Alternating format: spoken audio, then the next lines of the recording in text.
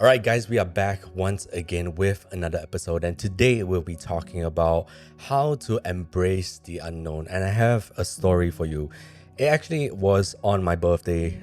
It was March 8th that I went to go have lunch with my friend, and we went to this restaurant, which was pretty high class. It's something that I don't normally do on a regular basis. One, because it's expensive.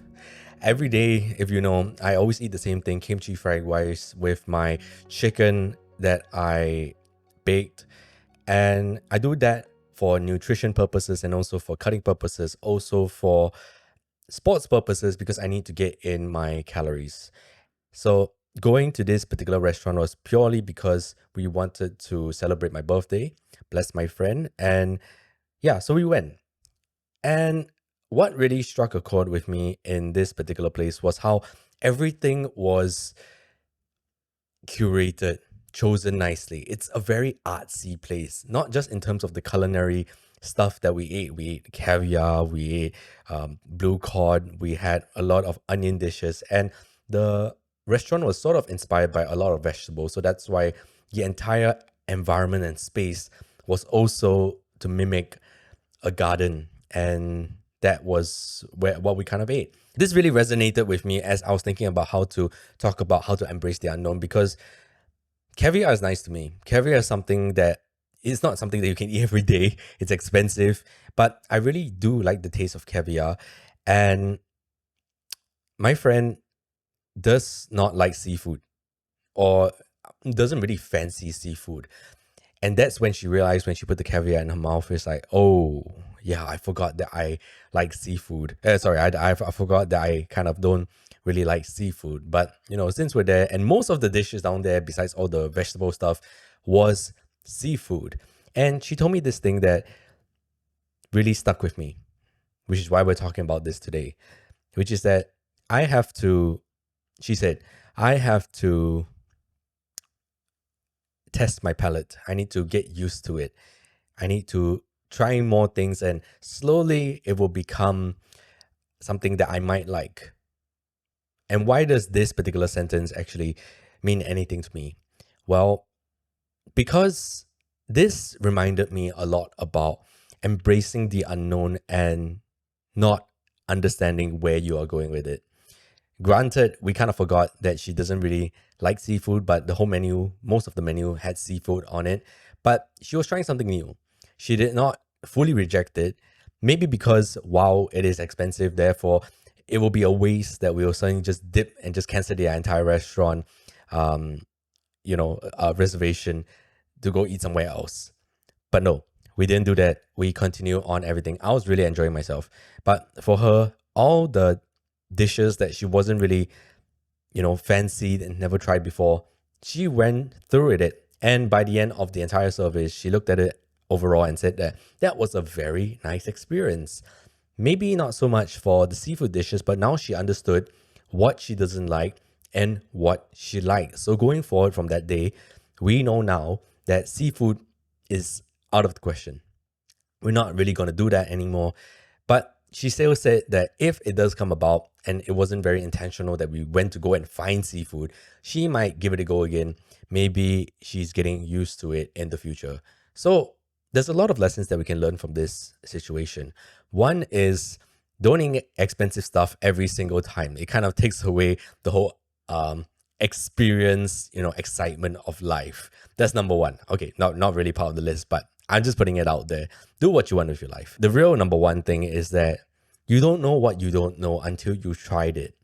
And once you have tried it, only then you can have the decision power to see where you want to go from there.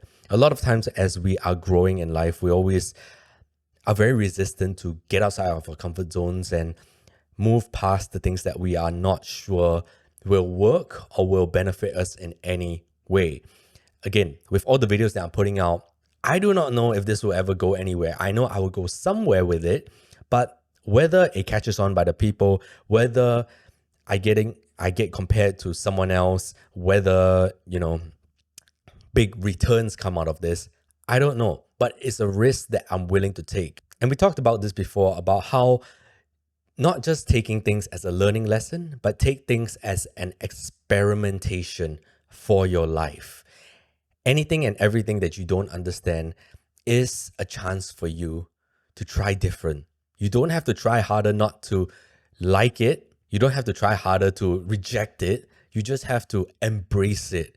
Be open to new things. Be open to the unknown and allow that into your life, because you won't know if that thing will be the thing that changes your life.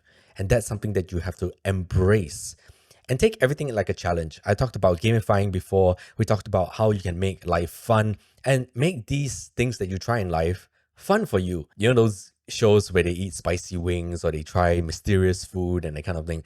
In general, most food is normal to each individual culture. But when we cross cultures and we try different foods, I would believe that in Singapore, Malaysia, when people try durian, they would find it hard. I like durian. I don't eat it a lot because actually I'm not sure why I don't eat it a lot. But anyway, I don't eat it a lot. But when I do have people come to Singapore and they want to try it, I tell them that if you don't like it, it's okay. It's not for everyone. I grew up with the Asian taste of it's a fruit that we commonly eat around here. Therefore, it is easier for me to accept something like this. And it's just, I wouldn't say it's traditionary, but it is in the space of where I grew up in. So I kind of am accustomed to it. You might not be. Similar to me eating, nothing really comes to mind at the moment, but something overseas, whatever there's overseas, I'm not really sure what's it gonna be like. So only until then, when I get to it, will I try it. And again, same thing. If I don't like it, I do not disrespect it by saying, oh, this is crap or this is, bad. No one should eat this. Why should anyone eat this? This is a very bad food. It's like, I don't say that. I take it with a side of humbleness and dignity to say that, all right, this is nice, or maybe this is not nice. I don't really like it. I might, have this regurgitating feeling of, um, disgust in a way, because this reflex of resistance, because I don't really know what to feel about this taste. And I don't think going forward that I want to feel this thing taste anymore. It's okay. At least I learned. Something came to mind. Bean sprouts. Raw bean sprouts. I just want to say that there is construction going on outside. If you hear any construction, hopefully you can't hear any construction. I will speak louder so we can drown out the construction noise. Yeah.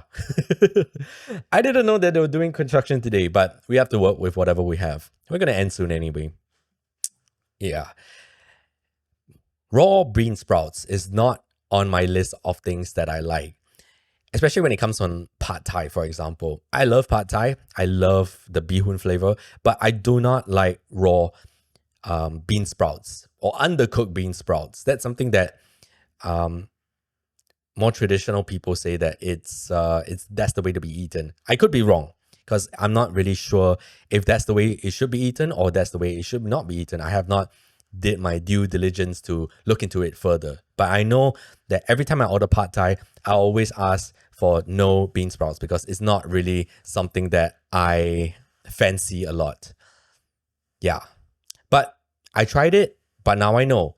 In the future, every time I eat raw bean sprouts, it's a no-go for me. It's something that I will stay away from. If not, it will spoil the entire meal. But the last two things that I can draw from an example of what else that you can do to embrace the unknown is to not let fear paralyze you.